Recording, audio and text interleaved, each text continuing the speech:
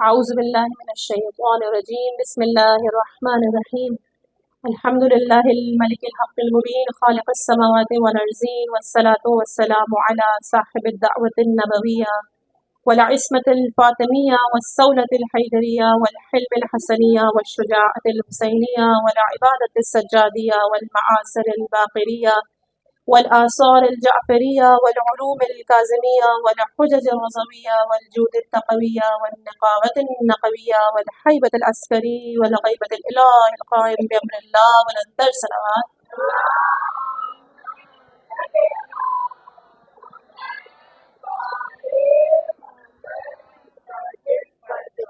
جیسا کہ ہم سب جانتے ہیں کہ خداوند متعال نے ہمیں جو صلاحیتیں عطا کی ہیں وہ اتنی ہیں کہ ہم ادراک بھی نہیں کر سکیں، لیکن بظاہر جو ہمارے سامنے صلاحیتیں ہیں ان میں سب سے ممتاز صلاحیت عقل کی صلاحیت ہے.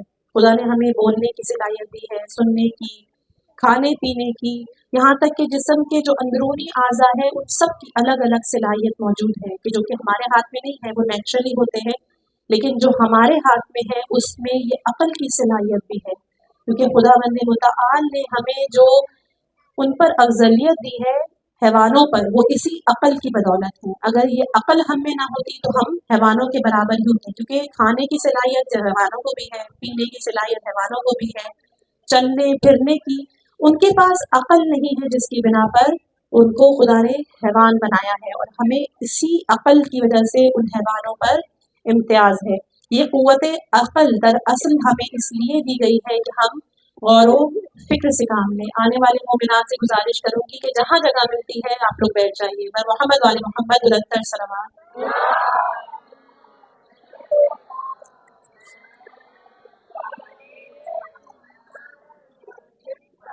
خدا نے بارہا کہا کہ غور و فکر کرو اپنی ذات کے اوپر کہ ہماری ابتدا کیا تھی اور ہماری انتہا کیا ہوگی.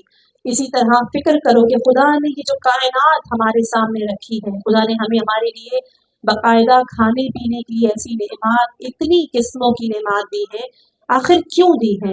کیونکہ خدا بند متعال چاہتا ہے یہ سارا انسان کی جو خلقت ہوئی ہے وہ دراصل اس لیے ہوئی ہے تاکہ ہم معرفت خدا اپنائیں. ہم سوچیں کہ خدا کی معرفت ہمیں کیسے حاصل ہوگی، ہم اپنے خدا کی عبادت کریں. دنیا اور آخرت کی جتنی نعمات ہیں ان سے استفادہ کرتے ہوئے ہمیں جنت تک پہنچنا ہے، کیونکہ خدا نے اپنے قرآن میں جگہ جگہ پر جنت کی ایسی ایسی فضیلتیں بیان کی ہیں کہ جنت کس طرح سے ہوگی، اس میں کتنی نعمتیں ہوں گی، ہمیں اپنے خدا سے وہ قرب کیسے حاصل ہوگا. یہاں تک کہ ہمارے پاس جو آئمہ اطہار یہ ہستیاں ہیں یہ ہمیں اپنے اقوال سے اس جنت کی طرف تو دعوت دیتی ہیں، لیکن ساتھ ساتھ وہ ہمیں یہ بھی بتاتی ہیں کہ دراصل ہماری جو مقصد ہے وہ یہ جنت نہیں ہے. ہمارا مقصد لقائے خدا ہے، ہمارا مقصد اللہ کی طرف جانا ہے، ہمیں اللہ کو سمجھنا ہے. لیکن اگر ہم نے یہی قوت عقل کو صحیح استعمال نہیں کیا، کیونکہ ہم اس عقل کو استعمال تو کرتے ہی ہیں، اب چاہے آپ اس کو اپنی نیک کاموں میں استعمال کریں یا پھر اپنی برے کاموں میں. کیسے؟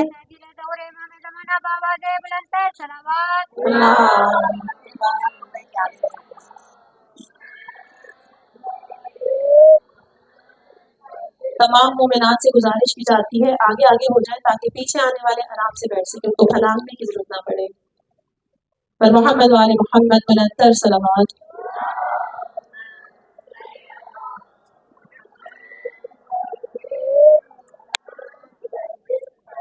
بس انسان اگر اس قوت کا صحیح استعمال نہیں کرتا ہے تو چلاکی، مکاری، حسد، بغض، اس چیز میں وہ اپنی عقل کو استعمال کرتا ہے.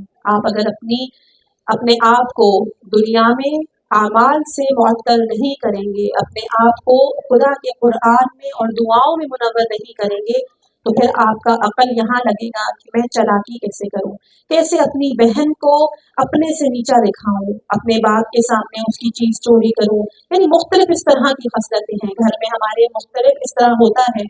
ساس بہو کے پیچھے پڑی ہے، بہو کو ساس سے مسئلہ ہے، پوتوں کو اپنی دادیوں سے مسئلہ ہے، نواسوں سے مسئلہ ہے. یہ سب ہمارے گھر کے مسئلات ہیں، اور ان مسئلوں میں جب پرابلمز ہوتی ہیں تو یوں ہی ہوتی ہے کہ انسان اپنی عقل کو ان मक्कारियों और चालाकियों में लेकर जाता है। लेकिन यही अक्ल अगर आप कुरान में और उन दुआओं में और खुदा ने जो हमें इल्म सिखाया है उसमें लगाएंगे तो ये सब वाकयात उस घर में नहीं होंगे, जिस घर में हर शख्स ये सोचता है कि मैंने ये साथ में जो मेरी बहू है, ये साथ में जो मेरी सास है, ये जो बच्चे हैं, ये मुझे अल्लाह ने दिए हैं, ये दर हकीकत अल्लाह के बंदे हैं और मुझे इनकी वही इज्जत करनी है कि जो मैं आम लोगों की इज्जत करती हूँ। ये नहीं है कि घर से बाहर तो बहुत अदब से पेश आया जा रहा है लेकिन घर में तू तड़ाक की बातें हो रही हैं। हमें ऐसा बिल्कुल भी नहीं करना, क्योंकि अगर हमने ऐसा किया तो हमारी खसलत हैवानी खसलत है। हम बज़ाहिर दिखने में इंसान हैं लेकिन जैसे कि मैंने कहा कि अभी इस वक्त हमारा जिस्म उस रूह का ये वाला है, लेकिन उस जमाने में हमारा एक बरज़खी जिस्म होगा जिसको हम अपनी खसलतों से बना रहे हैं। अगर हम वही चालाकी करेंगे तो हमारी शक्ल लोमड़ी जैसी हो जाएगी।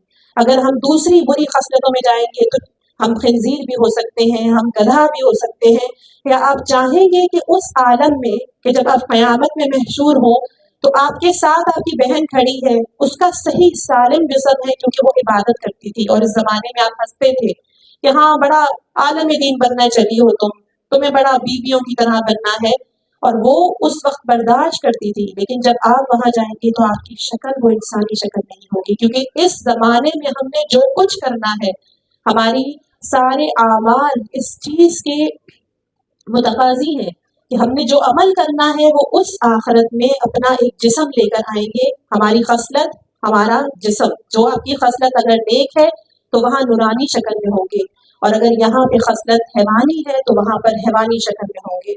बस इंसान गौर व फिक्र करे कि मैं अपने जिस्म को क्या बना रहा हूँ। इंसान अगर अपने जिस्म पर गौर करता है, अपने इर्द गिर्द पर गौर करता है तो वो अपने अल्लाह से बहुत नजदीक हो जाता है, उसे खुदा की मार्फत होती है। कि अगर यही सोचें कि हमें एक हल्की सी चोट लगती है, हम कितना बेचैन हो जाते हैं, हमसे ना घर के काम होते हैं, दर्द हो रहा है, हाथ कट गया या उंगली कट गई, हल्का सा कट की बात कर रही हूँ, पूरी उंगली नहीं, तो हम इतने मजबूर हैं कि इतना सा दर्द हमसे बर्दाश्त नहीं होता। तो हम सिर्फ और सिर्फ खुदा के मोहताज हैं, और यही हमने सोचना है कि ये कायनात, इतनी अजीम कायनात खुदा ने बनाई है, क्या सिर्फ इसलिए बनाई है कि मैं सुबह सुबह उठूं, खाऊं पीऊं सोऊं, बच्चे पैदा करूं? नहीं जाने मोहतरम, ये दुनिया इस चीज के लिए हो ही नहीं सकती। हमारी अक्ल ही नहीं मानती कि सिर्फ दुनिया में हम आए, हत्ता कि खुद खुदावंद मुतआल सूरह मोमिनीन आयत नंबर 115 में फरमा रहा है कि क्या तुम ये ख्याल करते हो कि तुम को बेकार पैदा किया गया है, तुमने हमारे हुजूर लौटना है। यानी यहाँ खुदा ये भी बता रहा है कि ये जिंदगी तुम्हारी बेकार नहीं है, इसी तरह तुमने लौटना है। यानी हम अगर ये समझते हैं कि बस यही जिंदगी है और तमाम, जब हम मर गए तो कुछ नहीं, नहीं, इसका मतलब है कि हम फानी नहीं है, हम उस दुनिया में जाकर अपना हिसाब किताब जरूर देंगे। बस मकसद कुछ और है, इंसान किसी और आलम के लिए खल्क किया गया है। इस दुनिया में कितनी मुश्किलात हैं, कितनी जहमतें हैं, शादी होती है तो भी जहमत, ना हो तो भी जहमत, जॉब का मसला है, पढ़ाई का मसला है, बच्चे बीमार हैं, हर वक्त आप इस दुनिया में तकलीफ में हैं, जहमतों में हैं। हर खातून को अभी कितनी दुआएं करवाई कि बीमारी का मसला है, शादी नहीं हो रही, जॉब नहीं मिल रही, यानी इस दुनिया में सिर्फ तकलीफें हैं, अजियतें हैं। अब अगर आपके सामने मैं दो दुनियाएं रखती हूँ, एक दुनिया है जहाँ पे आपको तकलीफें ही तकलीफें हैं, कोई राहत नहीं है। हाँ, अलबत्ता अगर आप मेहनत करेंगे तो कुछ अरसे के लिए आपको राहत मिल सकती है, लेकिन कुछ अरसे के लिए, आखिर वो राहत भी कभी ना कभी खत्म होगी, फिर दोबारा राहत पाने के लिए आपने काम करना है। दूसरी एक ऐसी जगह है कि जहां पर ना कोई तकलीफ है, ना कोई गम है, ना कोई फिक्र है, सिर्फ राहत ही राहत है। तो आप किस पे जाना पसंद करेंगे? दूसरी दुनिया की तरफ, जाहिरी बात है। और खुदा ने हमें बताया है कि जन्नत एक ऐसी दुनिया है। तो अब जन्नत में वो कौन से लोग हैं जो जाएंगे? यानी अगर आपको जन्नत में जाना है तो कुरान की तरफ रुजू करना होगा। कुरान में खुदावंद मुतआल सूरह आले इमरान आयत नंबर 133 में फरमाता है कि जन्नत मुत्तकियों के लिए तैयार की गई है, यानी जो मुत्तकी होंगे वो जन्नत में जाएंगे। अब यहाँ अल्लाह ने साफ अल्फाज में बता दिया मुत्तकी क्या है। मुत्तकी बनना कोई मुश्किल काम नहीं है, आपको कोई जरूरत नहीं है कि आप मुस्तहबात करें, आप सिर्फ और सिर्फ वाजिबात को अदा करें और हराम चीजों से परहेज करें। जिस चीज के लिए मना किया गया है उसको नहीं करना, जिस चीज के लिए आपको कहा गया है करो, चुपचाप करो बगैर किसी उज्र के। आज मैं एक किताब पढ़ रही थी, عرفانی حوالے سے آیت اللہ بیان کرتے ہیں کہ انسان جو ہے ایک مدارک پہ مطلب ایک، کیونکہ کافی انسان کے مرحلے ہیں. ایک انسان جب گنہگار ہوتا ہے اس کے بعد وہ چاہتا ہے کہ میں اپنی منزلیں اٹھاؤں، اپنے قدم اٹھاؤں، کیونکہ جب انسان اوپر جاتا ہے، جیسے سیڑھیوں پہ ہم اوپر جاتے ہیں تو ہمیں تھوڑی مشکل ہوتی ہے، لیکن ایک وقت آتا ہے کہ انسان اوپر پہنچ جاتا ہے. اسی طرح جب انسان اپنے نفس پر پیر رکھ کے اوپر چڑھتا ہے تو ایک ایسا موقع آتا ہے کہ جب انسان یہ سمجھتا ہے کہ خدا نے اگر میرے ساتھ کچھ کیا، یا جیسے کوئی معذور پیدا ہوا، وہ اللہ کے رضا پہ راضی ہے کہ خدا بہتر جانتا ہے کہ مجھے اس ہاتھ کی ضرورت نہیں تھی، خدا بہتر جانتا ہے کہ مجھے اس آنکھ کی ضرورت نہیں تھی. لیکن ہم لوگوں میں اگر یہ چیز ہے کہ ہم خدا کی اس پہ راضی نہیں ہیں، کاش خدا ہمیں آنکھیں دے دیتا. جب اللہ نے نہیں دی اس کا مطلب ہے کیونکہ وہ خالق ہے، اس کو پتا ہے کہ مجھے یہ چیز کیسے کرنی ہے. اب آپ اس تمبو والے کو بولے کہ بھائی تم نے یہ جھالر یہاں کیوں لگائی، یہ یہاں نہیں وہاں ہونی چاہیے، اس کو صحیح پتا ہے کہ کس طرح ہونی چاہیے. اب میں کہوں کہ یہ چراغ یہاں نہیں نیچے لگا ہونا چاہیے، کیونکہ مجھے علم نہیں ہے اس حوالے سے. اسی طرح انسان کو جو اللہ نے پیدا کیا ہے تو وہ صرف اور صرف علم اللہ کے پاس ہے، کیونکہ اللہ عالم ہے. اس پہ ہم لوگ اعتراض نہیں کر سکتے ہیں.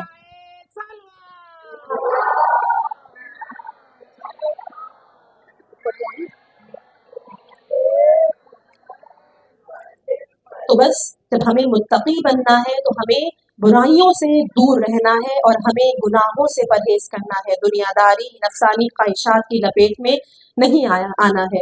خدا نے ہمیں اچھے اعمال بھی بتائے، خدا نے ہمیں بری سائڈ بھی بتائی ہے. کوئی جبر نہیں ہے، تمہاری اپنی مرضی ہے کہ تم اس جہان کو پسند کرتے ہو کہ جہاں صرف آگ ہے، جہاں شعلے ہیں، جہاں پہ تم اپنی ہی پیپ پیو گے، وہاں پر ایسے کھانے ہیں. لیکن دوسری جگہ پہ وہ جنت بھی موجود ہے کہ جہاں پر صرف نعمتیں نہیں بلکہ وہاں پہ یہ 14 آئمہ معصومین بھی موجود ہوں گے تمہارے ساتھ.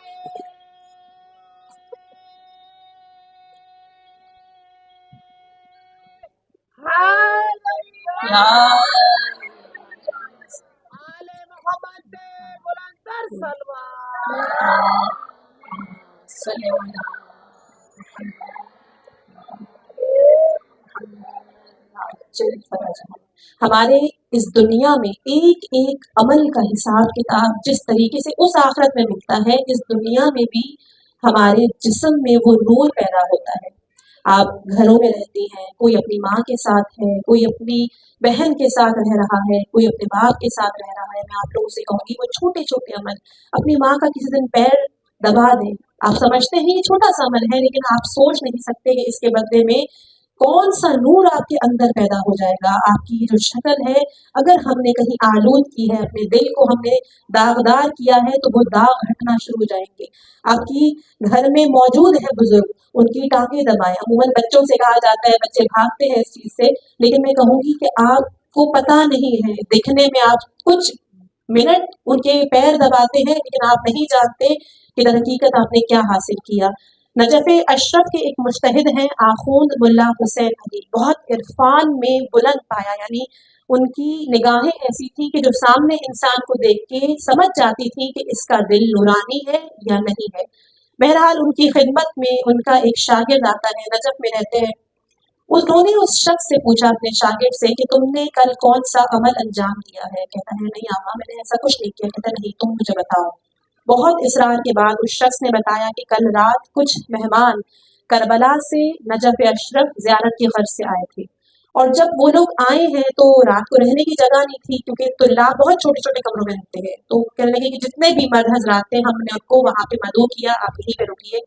رات کو آدھا جب گزر گئی، اس وقت ایک پہر ایسا ہوا کہ دل پہ مجھے بوجھ محسوس ہوا. آنکھ جو کھولی تو ایک شخص کہ جو عالم دین بھی ہے، کہ جو زائر ابا عبداللہ حسین بھی ہے، اور ساتھ میں وہ مہمان بھی ہے اس شخص کا. اس شخص کے پیر اس کے سینے میں پڑے ہوئے ہیں. وہ کہتا ہے کہ میں ان کو اٹھا سکتا تھا اور کوئی مجھے دیکھ بھی نہیں رہا تھا، لیکن میں نے سوچا کہ اس شخص کو مصیبت ہوگی، اس کی نیند میں خلل پڑے گا، تو میں نے پوری جو آدھی رات تھی اس شخص کے پیر اپنے سینے میں رہنے دیے اور وہ اذیت اس نے کی. تو وہ بتاتے ہیں ملا، وہ کہتے ہیں کہ در حقیقت جب تم کل مجھ سے درس لینے آئے تھے تو تمہارے دل سے وہ نور نہیں پھٹ رہا تھا، اور اس وقت تمہارے پورے جسم سے ایک ایسا نور نکل رہا ہے تمہیں لگ رہا ہے کہ تم نے اس زائر کی، اس مہمان کی یہ خدمت کی ہے، لیکن در حقیقت اس کچھ گھنٹوں میں تمہارے جسم میں ایک ایسا نور پیدا ہوا ہے جس کے بارے میں تم سوچ نہیں سکتے۔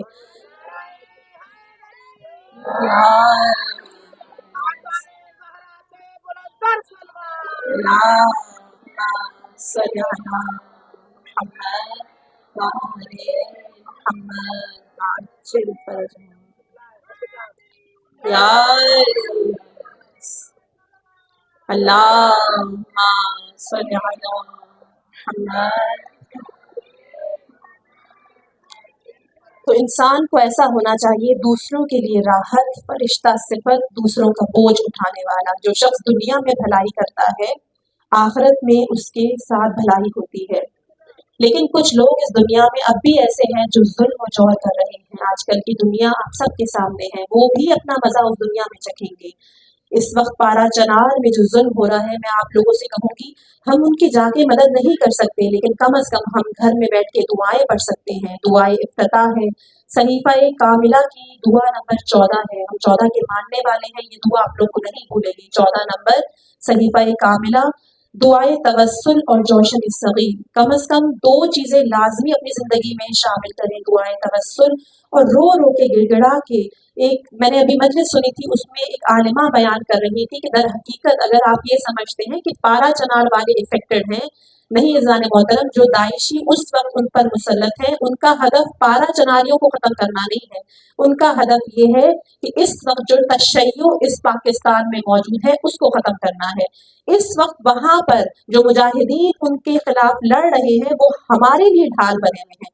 ہمیں لگ رہا ہے کہ وہ تو اپنے آپ کو بچا رہے ہیں، وہ دراصل ہمیں بچا رہے ہیں، کیونکہ انہوں نے جہاں پر ان لوگوں کو ختم کیا، وہ پہلے پنجاب میں شیعوں کو ختم کریں گے، پھر اسی سندھ میں آئیں گے، پھر بلوچستان میں جائیں گے، اور اس طرح ہر جگہ سے وہ خاتمہ کرنا چاہ رہے ہیں۔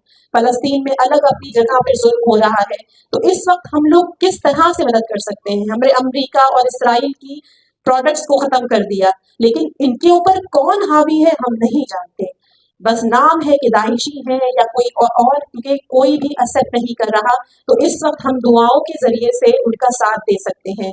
اور اس موقع پر امام خمینی نے کیا کہا ہے کہ تم لوگ یہ سمجھتے ہو کہ ہم شیعہ قوم اس ظلم سے ڈر جائیں گے؟ اگر تم ہمیں بھوکا رکھو گے تو ہم کون ہیں؟ ہم ماہ رمضان کی اولادوں میں سے ہیں۔ اگر تم ہمیں جیل میں ڈال دو گے تو ہم وہ ہیں کہ جو زندان کوفہ و شام کے مصائب سن کر ماؤں کی گودوں سے بڑے ہوئے ہیں۔ اور اگر تم ہمیں مارنا چاہو تو تم بھلے مار دو، ہم شہادت کو بھی افتخار سمجھتے ہیں، کیونکہ ہم نے اپنی بچپنے سے جس حسین کا ذکر سنا ہے وہ ابا عبداللہ الحسین شہید تھے کربلا میں۔ یہ کربلائی ہوتے ہیں اور ہم سب کربلائی ہیں، ہم سب کربلائی بہنیں ہیں، اور ہمارے اندر کربلا اندر اندر تک رچ چکا ہے۔ تم کیا سمجھتے ہو کہ ہم تم سے ڈر جائیں گے؟ ہماری دعائیں ہتھیار ہے ہمارا، ہم ان دعاؤں کے ذریعے ایک ایسی نفرین کریں گے، انشاءاللہ کے وقت کا امام آ کر تمہیں ختم کرے گا، لیکن امام سے پہلے یہ دعائیں تمہیں نیست و نابود کر دیں گی۔ برزان محترم اپنی دعاؤں میں ضرور ان کو یاد کریں۔ بس اب چلتے ہیں مصائب کی طرف۔ وہ فاطمہ کے جو اپنے بابا کو بہت پیار کرتی ہے، وہ باپ کہ جو اپنی بیٹی کو اتنا پیار کرتا تھا کہ ام ابیہا کا لقب دیا، لیکن جب فاطمہ کے بابا اس دنیا سے رحلت کر گئے، میری بیوی یتیمہ کہلانے لگی۔ باپ سے بچھڑنے کا دکھ وہ لوگ ضرور سمجھتے ہوں گے کہ جن کے باپ اس وقت دنیا میں نہیں ہیں۔ جب رحلت رسول ہوئی، جناب فضہ فرماتی ہے کہ سب سے زیادہ غمزدہ جو مدینے میں تھی وہ فاطمہ الزہرا تھی۔ لوگوں کا آہستہ آہستہ جیسے دن گزرتے ہیں گریہ کم ہوتا ہے، لیکن فاطمہ 8 دن گزر چکے ہیں لیکن فاطمہ کی آنکھیں خشک نہیں ہوتی، بلکہ جو پہلے رویا کرتی تھی اس سے بھی زیادہ روتی ہے۔ اپنے بابا کی قبر پہ جا کے کہتی ہے، اے میرے بابا، اے میرے مہربان بابا، اے میرے اللہ کے بندے، اے یتیموں کے تاہا، بابا میرے جسم میں وہ طاقت نہیں رہی ہے، آپ کا غم ایسا لگا ہے، ایسی یتیم ہوئی ہو کہ میرے جسم سے ساری طاقت نکل چکی ہے، میری پشت ٹوٹ چکی ہے۔ اور یہ بیوی کا گریہ ہے کہ کم ہی نہیں ہوتا، کہتی ہے بابا جب تک میری ملاقات آپ سے نہیں ہو